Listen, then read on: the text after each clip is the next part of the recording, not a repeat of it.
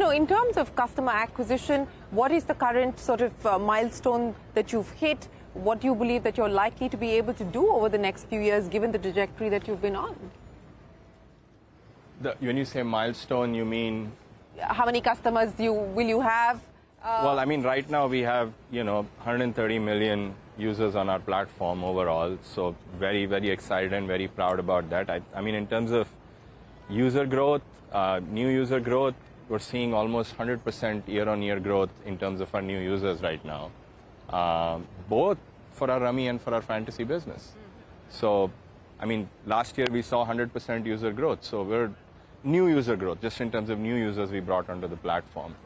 So, and I think, again, I just can't help but keep going back to the regulatory part, because it just opens up so many more avenues for the business in terms of new games and what we can do with existing games, that I think that kind of strong user growth for our business continues. So what could this 130 million look like, in light of the game-changing regulations that have now been put in place? I mean, hazard a guess. Play a game. The sky is the limit. Yeah. That won't give you any points.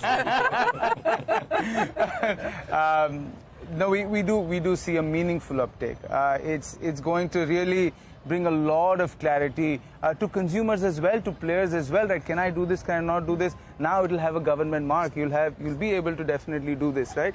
So our view is that that this definitely increases both user engagement and the users who are sort of right now sitting on the fence to say, can I try this or not? A lot more of those users will start trying it, start playing it, start engaging with the products. And out of the 130 million users we have, right, like a most vast majority of them play for free, right? And one of the reasons a lot of players will not make that leap and say, all right, let me try and pay here and play, is an issue of, even for customers, is this legal? Yeah. Is this okay? Yeah. Can I trust this app? So now with the new regulations, like the self-regulatory body is actually going to issue registration marks to each app that we'll carry, which actually gives comfort to the consumer, that somebody's looking out for me. And in fact, in this particular case, the government's looking out for me. The government's making sure that this app's doing the right thing. They have the right consumer protection measures in play. They're doing all the right things. My money is protected. Right? And I think that is also going to be game changer. So it's not necessarily the 130 million number, let's say, becoming 500 million, but it's a lot more of those 130 million starting to pay. Yes, exactly. Right. What about the global aspiration? Because we're talking about 130 million in India, and of course you've been shackled and constrained by regulation. But, gaming is a universal phenomena. How are you gearing up for that? It's very interesting you ask this question, because that's exactly what we were thinking, that because there's so much clarity that's coming into India, let's now focus on India. And that's really what our plan is, at least for the considerable future, is to say that, okay, now once these rules and regulations are in place, what is India going to look like? Right? We've always, from day one, believed in focus. When we started out, we said we're going to do Rummy. There are many games, but let's just focus on Rummy. Similarly, now our focus is on India, given the opportunities that this clarity will create for us. So we're, while, never say never. So, there are always global aspirations, there are always things that can happen. But for the foreseeable future, our focus is going to be on India. Okay. Speaking of India, and one of the things that everyone's talking about and the impact that it could have across different sectors is AI. And you spoke about it, Thampy, about how you've been using that as far as the business is concerned. But potentially, what could it mean? In a world of generative AI, production cycles for everything is likely to come down quite significantly. I mean, how are you looking at that? Are you looking at it as an opportunity? Are you working that into the plan at this point in time? I mean, we've been doing that for the last 10 years. This is all, a lot of it is behind the scenes, a lot of that. I mean, just in terms of, see, we're a very, very scientific business. And to us, the first thing that science means is understand. So we've spent a lot of time trying to understand our users.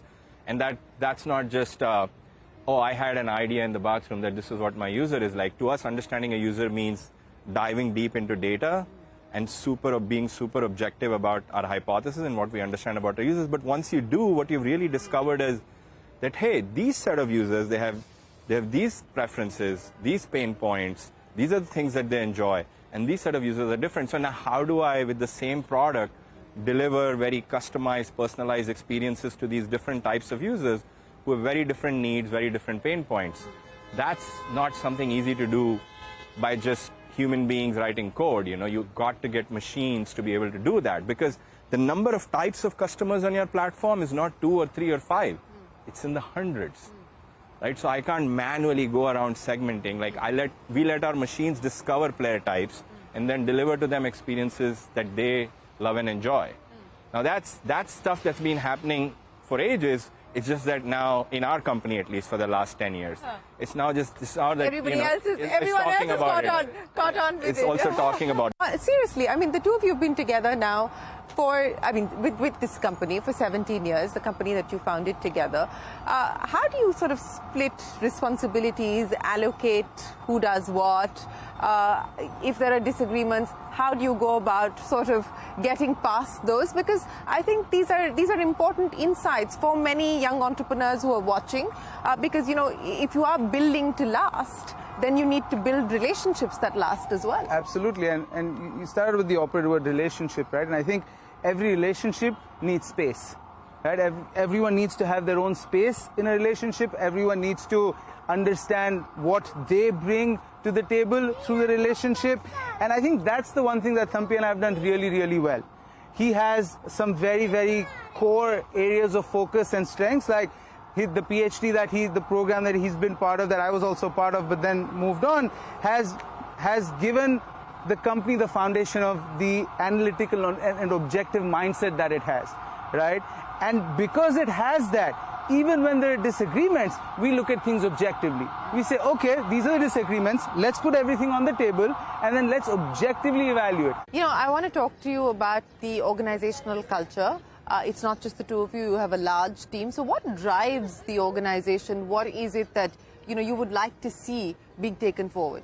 So our operating ethos, what we're calling the science of gaming, has played a major part in defining our culture. We've, like I spoke about, us being very analytical and objective in our decision making. We'd like everyone in the company to imbibe that, to make sure that when they're thinking of a problem, when thinking of solving a problem, they're going back to the data, they're looking at it, they're being objective, they're being very data oriented in their decision making. And those that have agreed with that way of working, they've grown and they've seen themselves make good decisions for the most part in the organization. And I think overall what has happened is that has percolated down to the grassroots level, where everyone is saying that, okay, if I'm to make any decisions, then let me go back and look at the data, let me be very objective, let me ask why, right? Why is something really happening? We call it being why-centric, because unless I really know why something is happening, I can't really double down on those learnings or that success. And then most importantly, be user-centric, right? You have to really live and breathe your user, like we say. And I think those are some of the things that have really helped us make very objective decisions. Because sometimes what ends up happening is that you say, okay, like Thampy was saying, I feel we should do this. But why? Where is this feeling coming from? What is it really based on, right? And those are some of the things that we've focused on to make sure that we're making good decisions and we're empowering our teams to make good decisions. Okay, so let's play a game to end the conversation, and I'm going to start with you, Thampy. You know, in funding, yes or no at this point in time? Require it, don't require it? Oh no, we're pretty well capitalized. We don't require any funding right now. Acquisitions, yes or no? Always, right? Always. See, I go back to that the whole Games24x7 Ventures bit that you brought up, right? And we wish that we would have had people who would have guided us through our initial days.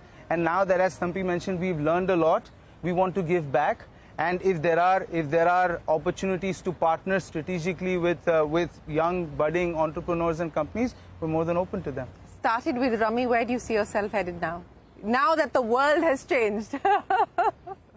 Well, we have a couple, at least one, maybe two games under works that we think will, clear the bar that the government has set in terms of what's acceptable or what's not. I wish I could tell you more, but, you know, we have a pretty Because then strong, you'll have to kill me, is it? we have a pretty strong innovation team, and you know, as Bhavin said, like I think the next phase of growth is going to be a lot more about innovation, and you'll see a lot of good stuff coming out from us.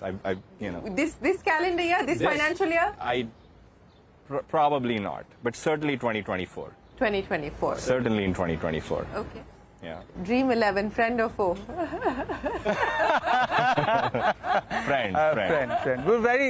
We're working together to create this whole SRB, and on the industry, we're very aligned in seeing the industry grow into something that can be very meaningful, along the lines of, you know, contributing meaningfully to Mr. Modi's you know, aspiration of becoming the $1 trillion economy. So we're certainly working together on that, and you know, there's mutual respect, and we will continue to compete.